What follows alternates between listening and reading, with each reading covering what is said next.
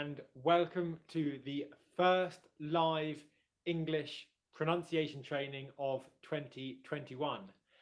I'm really looking forward to answering some of your English pronunciation questions today to help you to speak English more clearly and more confidently in meetings, presentations, and job interviews. So, how's everyone doing?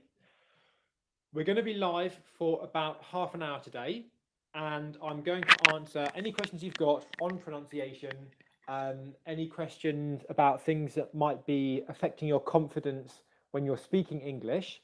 So any questions that you've got, put them in the comments, and I'll do my best to answer as many of your questions as possible. And I'm looking forward to answering your questions and seeing who I can help. So, who have we got here today? Alberto, welcome back. Great to have you here. Thanks for joining in. BGB, how you doing? Welcome. I'm not sure if you've been on the lives before, BGB, but great to have you here. Jonathan, welcome. Happy New Year. Happy New Year to everyone who's watching. Oh, Halil, it's you. Great, awesome. Great to have you back. Happy New Year to you, and thank you for joining and being here today. So,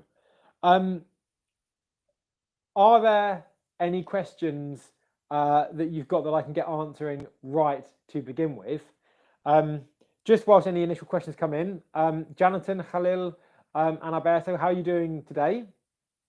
And Alberto, we're going to be speaking in a little bit anyway. Looking forward to that. And yeah, I'm really looking forward to really making this a strong year for all of you with your English pronunciation. I'm going to be here giving lots of support, lots more tutorials coming, and it's going to be a really exciting year ahead. So who's seen the video that I published yesterday on YouTube with the new mouth warm-up? Have any of you seen that? If you haven't, check it out. I really highly recommend it. 5 stretches that you can do every morning before you speak English. It takes less than 3 minutes, and it should really help you just to warm your mouth up so everything is a bit more relaxed when you start speaking English.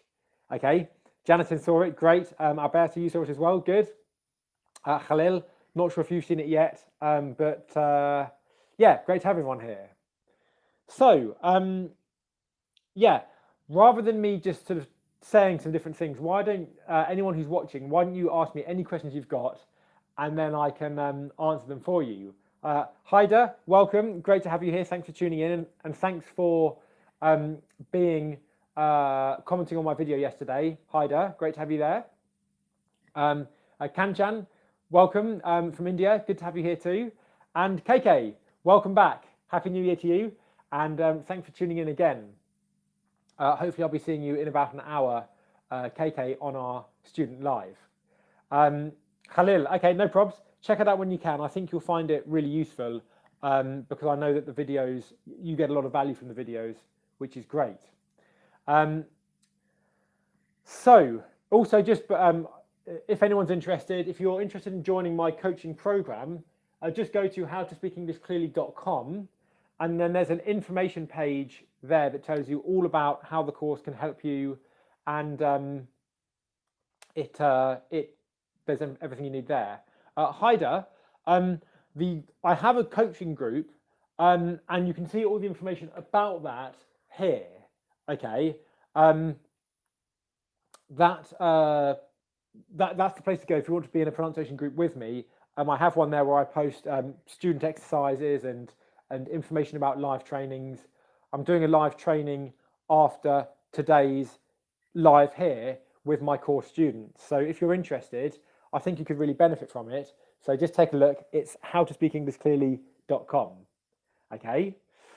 So Jonathan says, Glottal Stops needs help. Speakers skip in words, messing with me. I'm not being able to imitate most of these.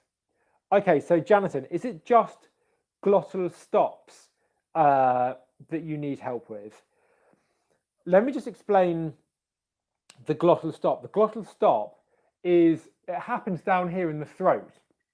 And if I give an example. If I say the word uh-oh, uh-oh, uh-oh, there's a saying that children say in English, which is uh-oh, we're in trouble.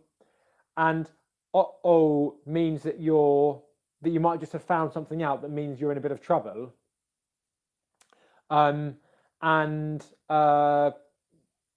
Yeah, so that's a good example of a glottal stop, where down here the airflow is suddenly blocked right away by the glottis closing and stopping airflow like that. So that's what's going on in a glottal stop. You should be able to feel, if you put your fingers on your throat here, a little vibration when the air stops. And then if you try and breathe out afterwards, you can't, because it's closed. The airway is closed. Okay. Khalil just said, is he lagging? Am I lagging? That's what it looks like, right? So that's what a glottal stop is. Now, it's not very common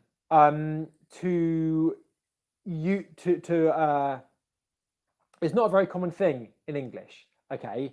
As in, it's a part of English that happens, but it's not a very correct part of English. So, for example, an example where you might hear it, which is technically not correct from a standard British English perspective, is if I write down the word better, and let me know if you can see this.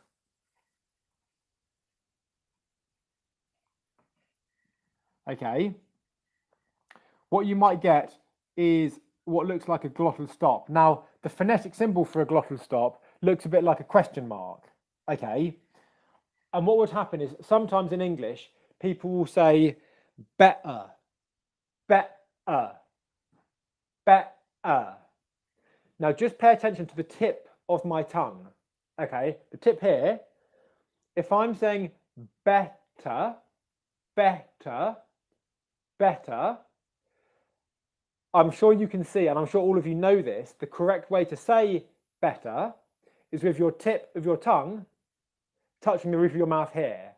Okay, better, better.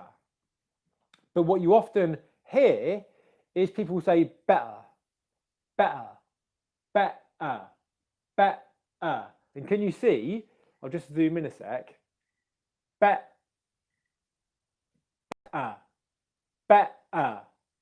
The tip of my tongue is not coming up to the roof of my mouth, okay?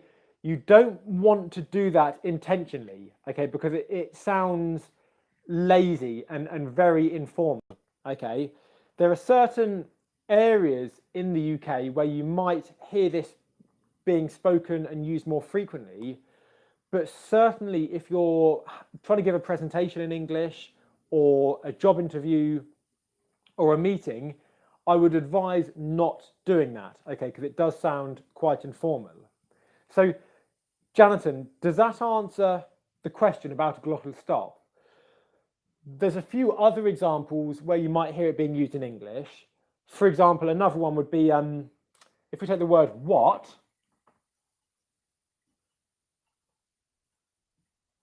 especially if it's a question. If I say what, what, what, what, an example of you hearing a glottal stop here would again be where the T is.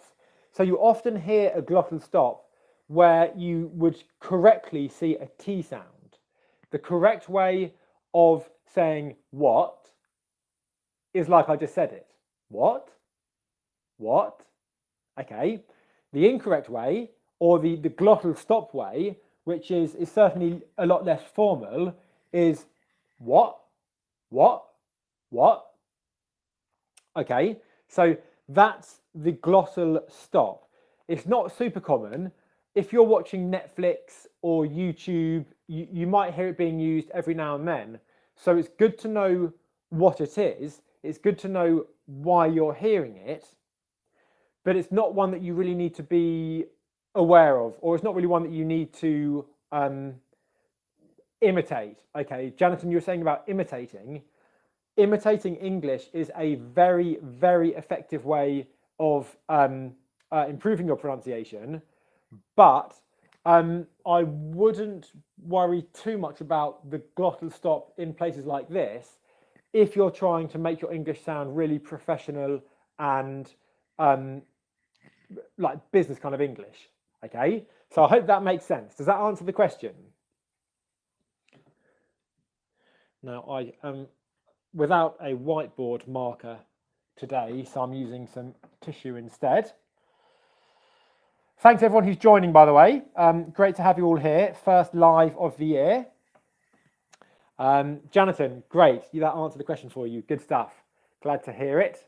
And what have we got going on here? Monty, thanks for joining again. Good to have you back. Dipti, welcome here. Good to have you. Okay, so Dipti has asked a question about connected speech. Okay, so Dipti, it's a big subject. There's more to it than sort of, I can't explain all of connected speech in a couple of minutes or 5 minutes or 10 minutes. But I'll just give you a few important pointers now about connected speech. Okay. The main thing to be aware of with connected speech is about how English flows as a language. Okay, so English is a language where what tends to happen is we want to put pauses after the important words when we're speaking. So if I'm saying a phrase, for example, my name's Michael, okay, really the main important word there is my name. If you're telling me your name, the main important word there is your name.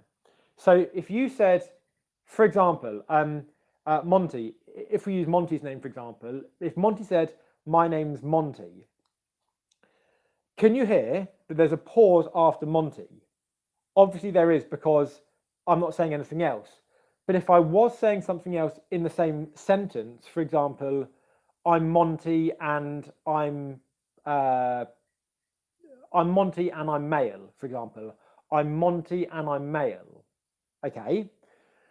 What we'd do is we'd put a pause in there after the important word, which is Monty's name. Okay. I'm Monty and I'm male, right? So you want to put pauses in English after the important words. But apart from after the important words, English tends to be connected. And what that enables us to do is make our English flow really smoothly and naturally. There are certain languages where it's not so connected and it's more rhythmic, like da da da da da da da da da da da da da da da da. Okay, there might be tones in there and there might be other things going on, but it's not really as connected as English is, or certainly in the way that English is. So, some examples of the most common connected speech sound in English. Let me ask you a question to everyone who's watching, okay?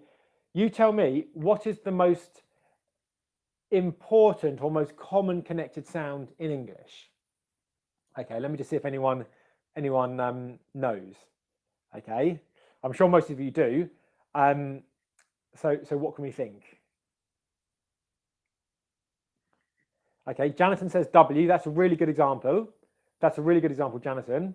That's one of the most common ones. Very good. Any other suggestions? Okay, Jonathan says yeah. That's another one.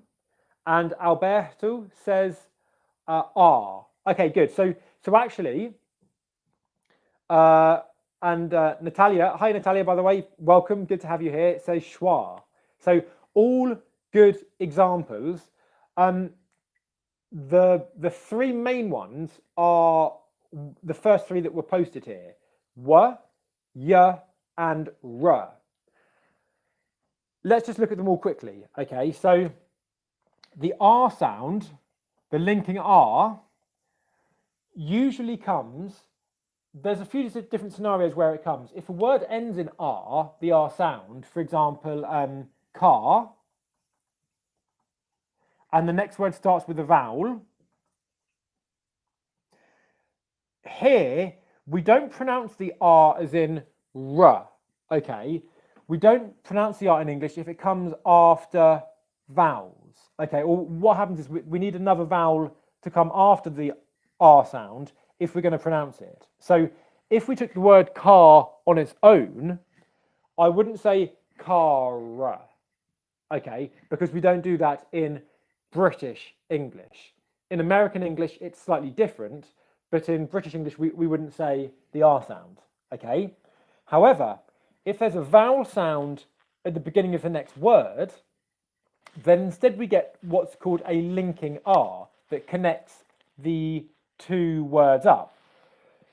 The important thing here is when you get a connecting sound, whether it's R, whether it's the Y, linking Y, or the linking W, we don't stress it. It's not as strongly pronounced as, say, the K here or the Z sound here.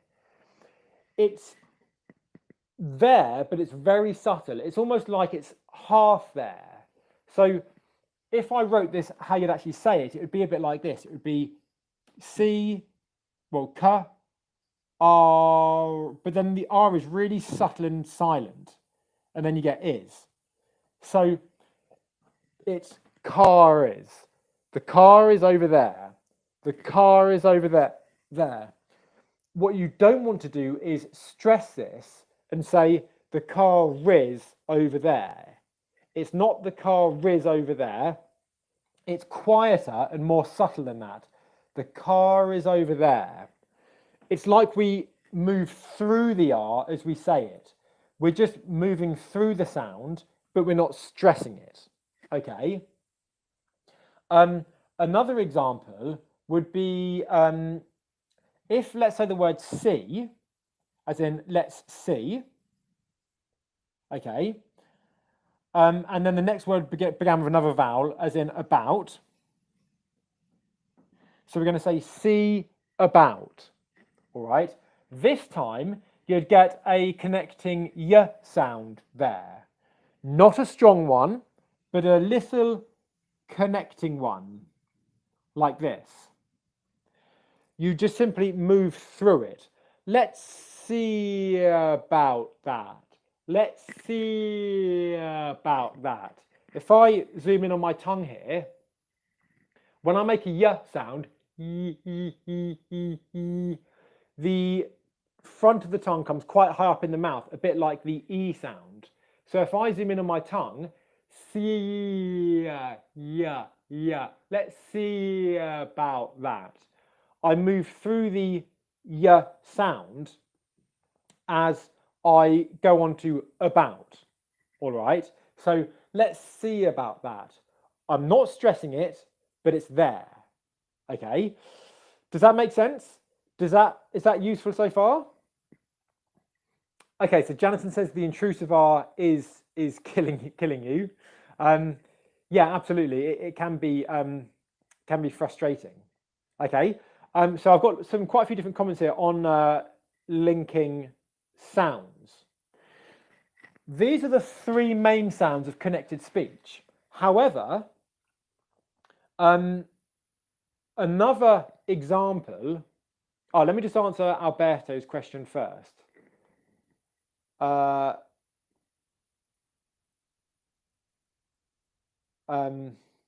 Okay, so I think Alberto is giving an example of an intrusive R. So for example, and he's given two examples here. Thanks for this, Alberto. This is really useful. So what Alberto has given an example of is where here, car is, you had the R that was spelt, and we pronounced it in the context of a linking R. But there's sometimes you get what's called an intrusive R, where it's not written in the word, but you still use it in the same strength as you use this one here to connect two words. So Alberto's example, which was a really good one, was he gave two. I'm going to use the second one. And let me just clean this off the board. So Alberto's second example for an intrusive R is media event. Media event. Event. Okay. Now, as you can see, there's no R written here in the word. However, what you get in between these two words, if you say them quickly and closely together, is again the linking R. Media event. Media event. Media event. Okay, so for example, Natalia mentioned the schwa as a connecting sound. Often if you get a word that ends in a schwa, for example, media, this here is a schwa. Okay, if the next word begins with a vowel that is an e vowel, you get the connecting R. So media event, media event. A useful tip is the connecting R, as in the intrusive R, which is the one this one where it's not spelt, and just the connecting R where it is spelt, like in the last example, the car is. It's the same thing in terms of pronunciation. You're just moving through it. The only difference is in this example, the intrusive R, it's intruding into these words because it wasn't there. That's why it's intrusive, because it wasn't there and it's pushing its way, it's intruding in. Okay, so I hope that makes sense. I think it does. I'm getting some nice comments from Haida. Thank you very much. So is that nice and clear? Is that nice and clear? Let's just see. How are you all finding this, by the way? Let me know if you're finding this useful and what your main takeaways are so far.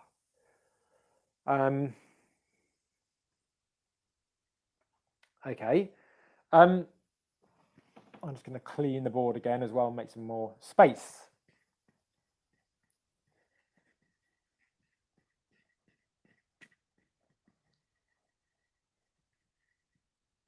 Just one final point I'll mention, which related to Alex. All good in the hood? Glad to hear it. Jonathan, today's class is wow. Great, thank you very much. Sam, great to have Sam here. Welcome back, Sam. Good to have you here. Thanks for joining. Kanchan, it's a little bit difficult for you to understand. For everyone who wants more tutorials on this here, there's two options. I've got a playlist on connected speech on YouTube here. So if you go to my YouTube channel and type in English School Online Connected Speech, you'll see 3 videos where I teach this in a bit more detail. And then if you want a comprehensive training program on this, just go to howtospeakenglishclearly.com.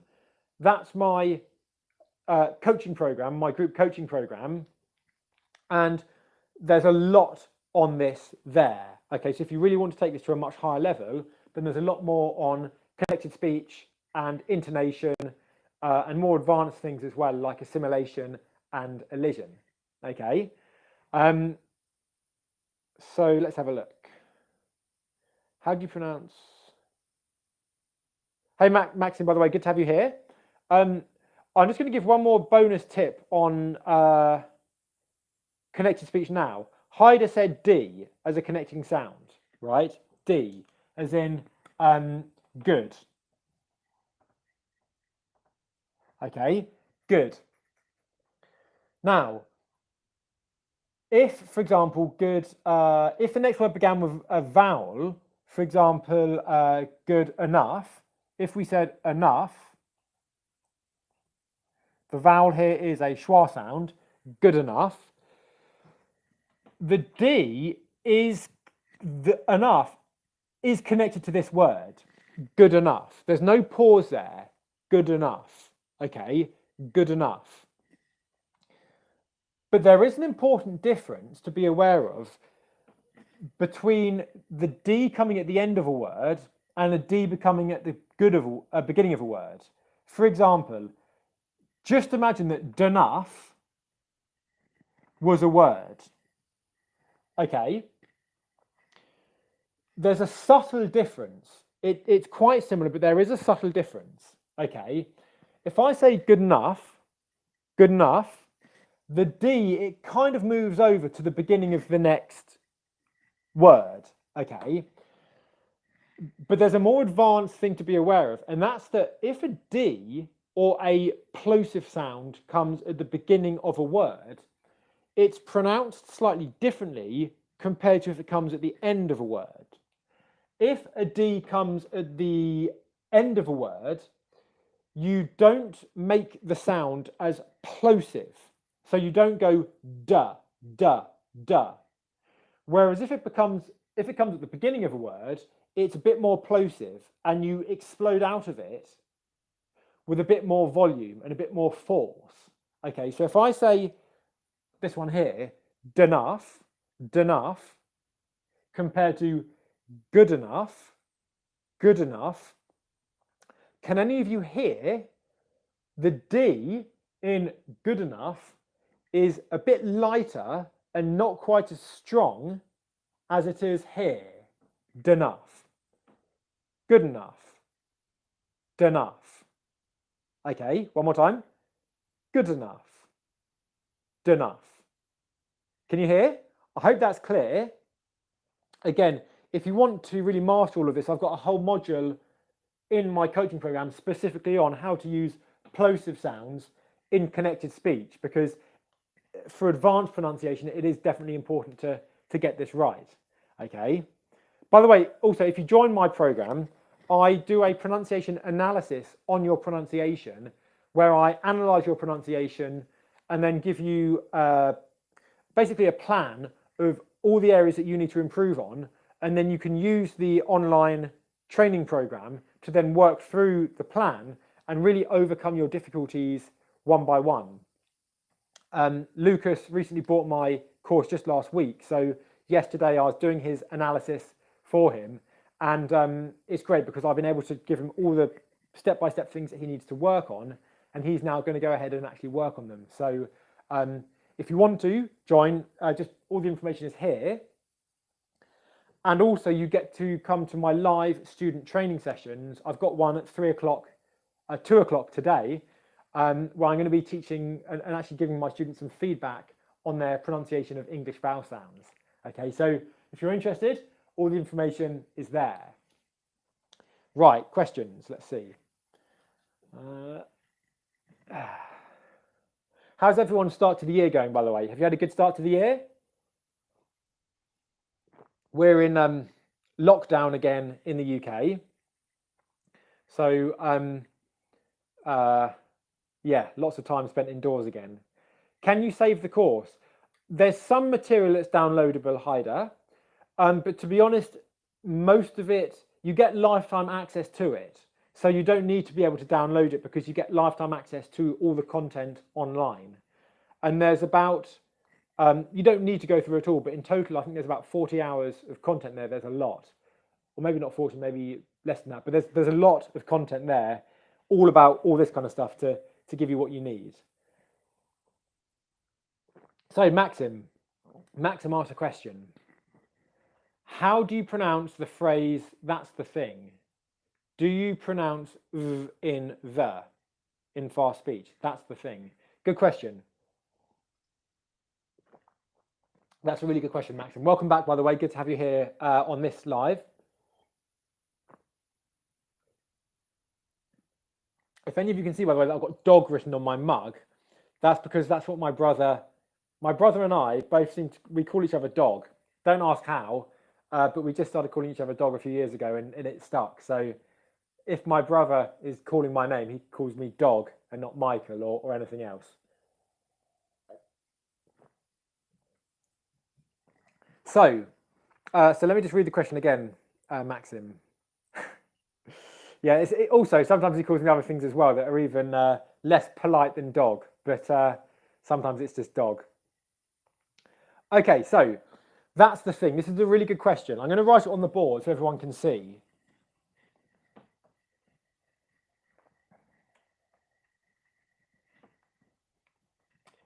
So that's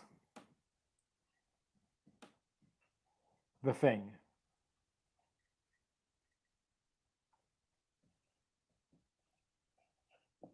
Okay, I just actually need to process this in my mind to make sure that I give you, that I explain this in the best way. That's the thing, that's the thing, that's the thing. So, that's the thing, that's the thing, that's the thing, that's the thing. Okay, so what's likely to happen here is, it's a really good question, and just to make it specifically obvious what Maxim is talking about, is he's talking about the TH sound here. I hope everyone knows that in English, we really want to get comfortable with the TH sound coming out the teeth. Most languages don't have this sound, and in English, it's critically important to be comfortable making it if you want to sound natural in English. Okay, it's a very important sound in English, and I've got quite a few videos here on YouTube that can give you some advice with it if you want more help with it. But here in this phrase, in quick speech, what sometimes happens with the TH sound is the tongue won't come through the teeth like we normally say it. Instead, what will sometimes happen is the tongue will be behind the teeth like this. Okay? And if you're saying something very quickly, where here, for example, you've got one consonant where the tongue is behind the teeth. You've then got another vowel where the tongue again is in the mouth. When you're speeding English right up, in this example, the TH, your tongue might not come through the teeth. And instead, your tongue will stay behind the teeth. And if I try and say it how I'd say it quickly, but I'm going to say it slowly, it might be like this. That's the thing. That's the thing. That's the thing. That's the thing. That's the thing. That's the thing. That's the thing. So can you see there that my tongue is not coming right through the teeth on the middle one? Okay. Let me give you an important tip. This doesn't give you an excuse to be lazy. Okay. It's still important that you get comfortable with your tongue coming out of your teeth, because recently I watched some footage back of me speaking English quickly because I wanted to actually analyze myself with this point here. And even when I was speaking English very quickly, if I said this phrase, for example, that's the thing, my tongue was still coming out my mouth for these two here, that's the. Okay, the quicker you speak English, the less far your tongue comes out. So if I'm speaking quickly, I'm not saying that's the thing, I'm saying that's the thing, that's the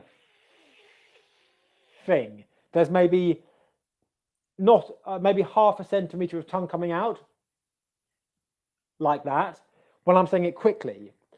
But it's important that I can make my tongue come out further like that, because if I can't do that, then everything else is going to be less good, if that makes sense. But just to be very clear about Maxim's point here, okay, in this scenario, Maxim is correct in asking, is the tongue coming out between the teeth? And the answer is, in quick speech, it's probably not. When I said it there, the answer was no, okay? In slow speech, that's the thing. Yes, it is. That's the thing. But in quick speech, that's the thing. No, it's not. It's right behind the teeth, okay? I hope that's useful, because that's a slightly different thing. It's a bit more advanced, but it's really useful to be aware of. So, good question, Maxime. Does that help, everyone?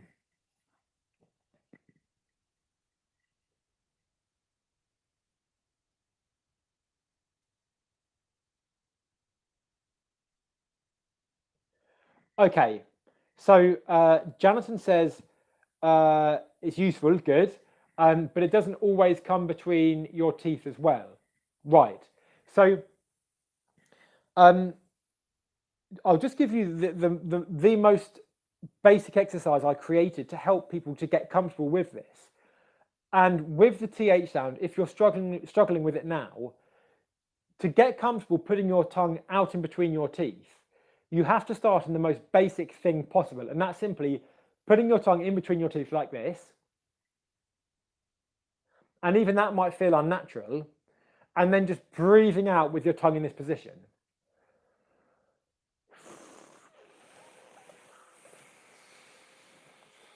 Make sure your lips are wide enough to avoid doing what I just did at the beginning there, which is, you don't want that, okay?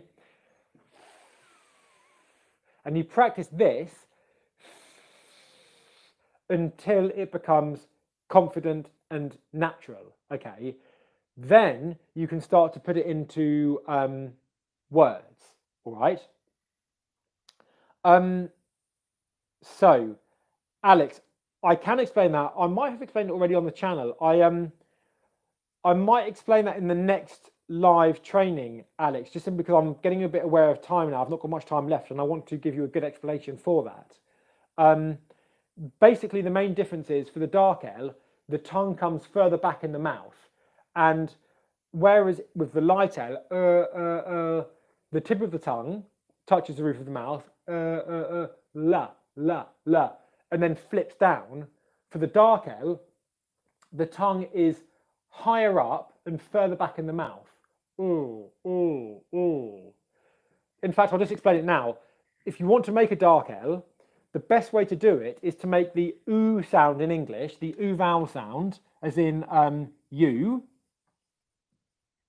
okay, which is this sound here. Ooh. And then if you simply let the tip of your tongue touch the roof of your mouth in that position, ooh, ooh, ooh, ooh, that's a dark L, okay? And then you don't flip down out of it. You don't go ooh, la. It's just ooh, ooh, ooh, ooh, ooh, ooh, ooh. And then what you can do from here, ooh, is relax your lips a little bit. If I make a dark L, my lips aren't in that ooh position, but further back in my mouth, my tongue, which is the important bit here, is in that position. So for example, fill,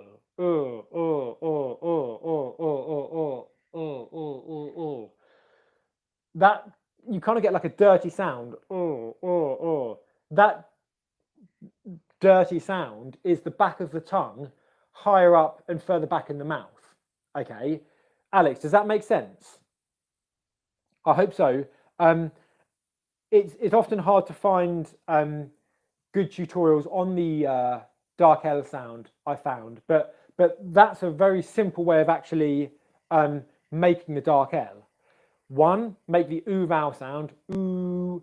2, let the tip of your tongue touch the roof of your mouth when you're making the oo sound, so oo. And then step 3 is you relax your lips and the rest of your mouth. Ooh, ooh, ooh, ooh. Okay, does that make sense? I hope so. Cool, it does. Good job. So, Jonathan says, I spent 3 months to make my tongue come out, but when I got comfortable and accustomed, I realized it doesn't always come out. Great. Okay, so that's a really, really good thing that Jonathan has said there. Okay, and Jonathan, essentially what you've done is you've gone through the process and actually figured this out for yourself. So that's really, really good. Well done. Jonathan has done what I recommend, which is 1, to get comfortable with her tongue coming out her mouth for the TH sound. She did that for 3 months until she got comfortable with it. And in 3 months, you can get very comfortable with the sound, okay? And she got so good with it, clearly, that she was then able to see that in situations like this, there are certain examples at certain speeds where it doesn't always come out.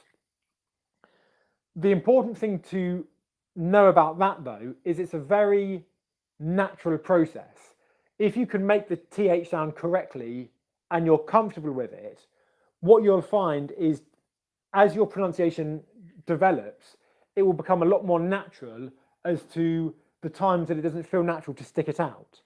Okay, for example, if I said, that's the thing, and I force my tongue out every time, that's the thing, that's the thing, it would feel very unnatural in the flow of English to do that. Okay, so well done, Jonathan. That's a really good success story there. And it's funny because it might sound like a crazy amount of time, 3 months to practice a sound, but 3 months in the context of your life speaking English isn't very much, given how much of an improvement that will make to your overall English speaking. So well done, Jonathan. Cool. Okay, good. So what's been the most useful thing that we've looked at here today? Let me just kind of get some things, and I'm just going to say a couple of important things. One, I published a new YouTube video yesterday. If you haven't seen it already, watch it, and I recommend, it's just a 3 minute, it's not even 3 minutes, it's 2.5 minutes, a 2.5 minute warm-up routine that I recommend that you do before you speak English. And what it does is it trains it loosens all of your cheeks, your lips, your tongue up, which means that you're going to have much more control and much more ease making certain sounds in English. Okay. There's one client who I work with from Russia who has a very senior position in the company. He speaks English all the time, and we've been working together for quite a while, but his pronunciation is amazing. And I was analysing his pronunciation recently, and I was, saying, like, what are some of your the things that you think that you do that are so effective in helping you to speak English as clearly as you do? And something that he said was, he does one of my other warm-ups that I put on YouTube a couple of years ago. He does that before every time he speaks English. So I've got 3 videos for how to warm your mouth up to speak English. Watch yesterday's first. That's the quickest and most effective way.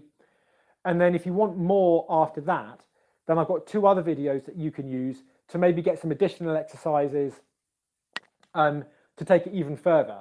But yesterday's one is it's 2.5 minutes. You can do it every morning when you're in the shower, washing your face, on the toilet, whatever. 2.5 minutes, it takes no time, and it really makes a big improvement to your English. Okay, so check that out if you haven't done so already. If you're interested in getting my personal feedback and support on your pronunciation, and also getting a comprehensive start to finish training program to get you to the stage where you're confident speaking English for meetings, presentations, and job interviews, then head over to howtospeakenglishclearly.com.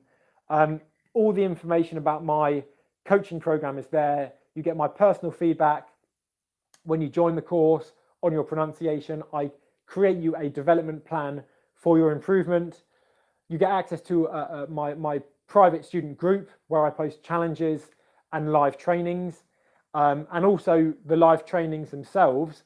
I'm going to do a live training in about 10 minutes on some easy to confuse vowel sounds in English. Ear, I'm about to teach these to my students and actually give them feedback live on a coaching call. So if you're serious this year, 2021, about maximizing your confidence in English and really getting to the stage where you feel confident giving presentations, confident in speaking in meetings in front of other people, confident going for job interviews and growing your career, howtospeakenglishclearly.com is the place to do it. There's lots of student videos as well on this page that give you an idea of what it's like to be in the program. So check it out. I'd love to see you there. Also, you get 30-day money-back guarantee. So there's zero risk for trying. The only risk is in not trying it. and then 2 months or 3 months or 5 months or 6 months later, you still have the same difficulties. Okay, so howtospeakenglishclearly.com, check it out. I'd love to see you in there and to be giving you some personal support. And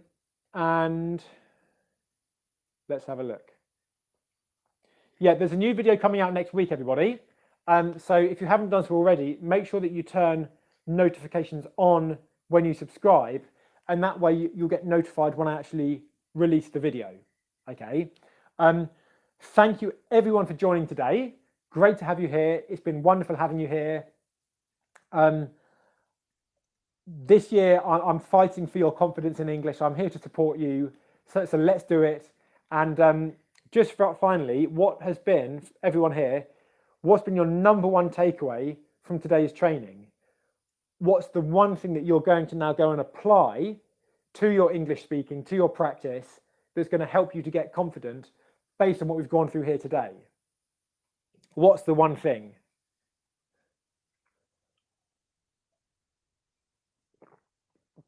And the reason why I say that is because I can give you all the advice in the world, but if you don't then implement it, the advice is worthless. So I want you to take what I've given you here today and go and implement it. Go and take my YouTube video from yesterday, practice that. Jonathan says connected speech, great, let's practice that too. Everything I've talked about today, there's more videos covering this stuff on the YouTube channel, English School Online. So for example, I've got some videos on connected speech. I've got some videos on warm-up exercises. I've got some videos on the TH sound.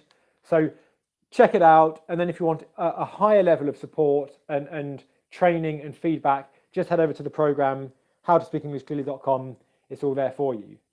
Kanchan says, thank you, teacher. I will practice I'll practice words. Good. How to speak, and you'll do the warm-up exercises. Good. Just a bonus tip here is the warm-up exercises are designed to help you with difficult sounds in English that people often confuse or get wrong. So Kanchan, yesterday's video will actually help you with the TH words, as you'll see from the exercises that I teach. Okay. Gutam, thanks very much. Great to have you here. Thanks for joining. Jonathan, Haida, Alex, it's been great having you all here. Maria, I didn't answer your question today, but just go and check out my videos on connected speech in the core on YouTube, and they should answer that question there. Okay.